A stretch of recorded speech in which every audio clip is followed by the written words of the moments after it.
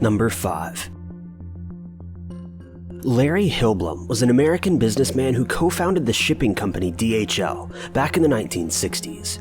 Larry was born and raised in California, and by December of 1969, Larry had begun a small side business in which he assisted Matson Navigation Company in getting parcels delivered overseas in a timely manner, something that the United States Postal Service was unable to do, as the boats that they used for delivery were far too slow. In order to deliver the aforementioned packages, Larry would buy plane tickets for individuals who would carry up to 350 pounds of parcels onto the plane with them, then delivering the packages to the addressees once the planes touched ground in its destination. Larry did this for quite some time before eventually founding DHL, a company which eventually would make Larry a billionaire. Larry then took a portion of his money and invested in real estate, as well as a home for himself in the country of Saipan, where he then started several other small businesses. Though all of this fortune suddenly came to an unexpected halt in the summer of 1995, when Hillblom went missing after his plane crashed while returning home. The bodies of his close friend and pilot were found, but Larry's body was never discovered. To this day, many believe that Hillblom is still alive, simply leading a much lower profile life. Though after the plane crashed, Larry was officially declared deceased. Even stranger is that when investigators searched Larry's home after the crash, they found areas of his home that had been sterilized with acid. Additionally, they found random items that had been buried in his backyard, also sterilized with acid. It's believed that Larry or someone close to him sterilized these items in an effort to remove traces of DNA, though no one knows exactly why this would have been necessary. To this day, his disappearance in an oddly clean home remains a mystery. Number 4. Jean Spangler was a popular dancer and actress who starred in multiple large films back in the 1940s, though her newfound career came to an end when she went missing in October of 1949. By the time Jean was 21, she'd married and given birth to a daughter, though the marriage quickly dissolved and the couple split up by 1946, when the girl was just 2 years old. After the divorce, Jean's life proceeded as usual. That is, until around 5 p.m. on October 7th, 1949. Jean was last seen at her ex-sister-in-law's home that evening, and when she left, she informed her family that she'd be meeting with her ex-husband to discuss custody arrangements of their child, as well as request a child support payment that was late. After this meetup, she planned to head over to a local television studio to record a portion of a film that she'd been working on. Though after she left the sister-in-law's home, she was never seen or heard from again. They soon realized numerous inconsistencies with the sister-in-law's story, the first being that there were no movies in production in the area that Jean was allegedly headed to. In fact, all of the studios in that area were closed on October 7th. Additionally, Jean's ex-husband said that he had no plans of meeting up with Jean that night, and claimed to have no knowledge of a late child support payment. Days later, police stumbled upon one of the only clues pertaining to Jean's disappearance. They found her purse near a local park with a note inside that read, "Can't wait any longer. Going to see Dr. Scott. It will work best this way while mother is away." According to some of Jean's friends, at the time of her disappearance, Jean was approximately 3 months pregnant. Her friends revealed that she planned on having an abortion, a procedure which was extremely frowned upon at the time, and virtually unheard of. This information led police to believe that the Dr. Scott who was mentioned in the note may have been a black market surgeon who specialized in illegal abortions, though this is just a theory. To this day, neither Jean nor Dr. Scott have ever been found. Some believe that during her abortion, something may have gone horribly wrong, causing her to pass away while being operated on. Because of this, Dr. Scott may have simply hidden or disposed of Jean's body so as to avoid being caught. But again, this is just a theory. Let us know what you guys think may have happened to Jean in the comments.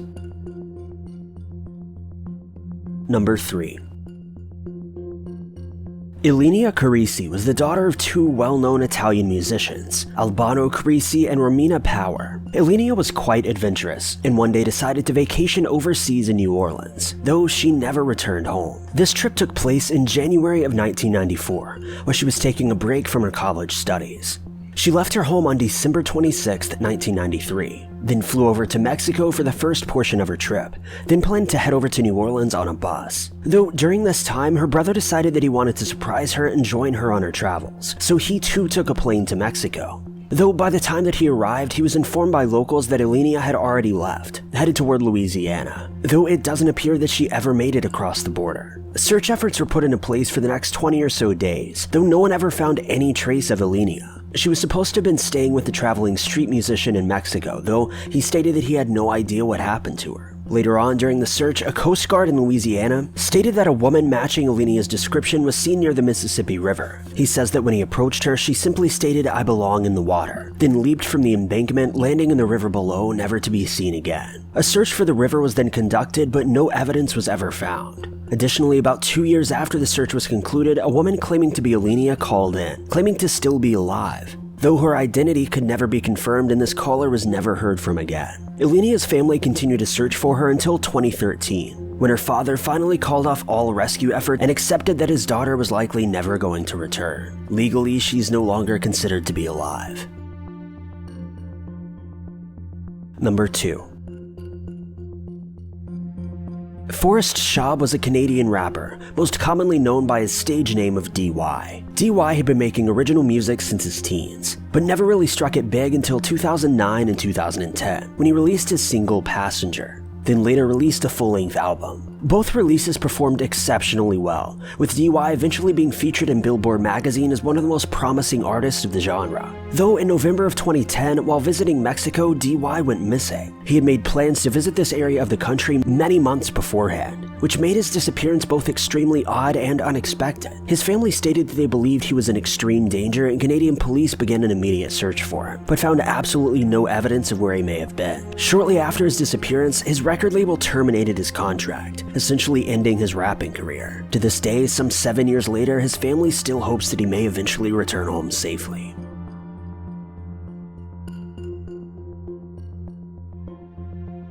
Jody Hoisentrud was a news anchor for a local television branch in Mason City, Iowa. She received this job after studying communication for many years, with her family claiming that it was the job she'd always dreamed of. Though in June of 1995, Jody's dream took an unexpected turn when she went missing from her Mason City apartment, never to be seen again. On the day before her disappearance, Jody had attended a golf tournament in her local area, later leaving with a friend to watch a video recording of a birthday party that he had recorded.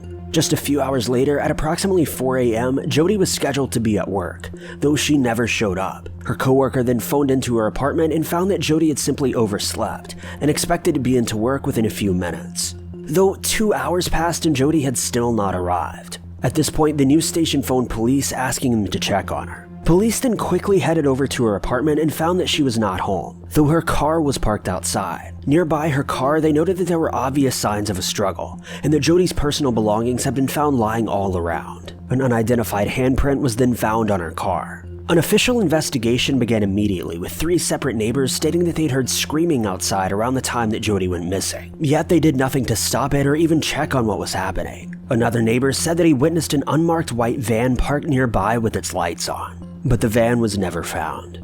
Jody's disappearance was then featured on numerous television shows and news broadcasts, yet none of this led to any new information regarding where she may be. Her family later hired multiple private investigators to search for her, yet they found nothing. This ultimately led to her search being called off by 2001, with her family assuming that she would never return home. In 2008, some 13 years after her disappearance, copies of her personal journal were sent into a local newspaper. The paper was confused by this and eventually traced the journal back to a police officer who'd been working on the case when she had originally gone missing. Many speculate that Jody may have been working on a case that involves some sort of corruption of the city of Mason, and that she may have been done away with by city officials in an effort to silence her. This has never been confirmed, but oddly enough, it remains one of the most plausible explanations for her disappearance. To this day, neither her body or additional information has ever been found, and she remains missing, though her case was legally closed back in 2001.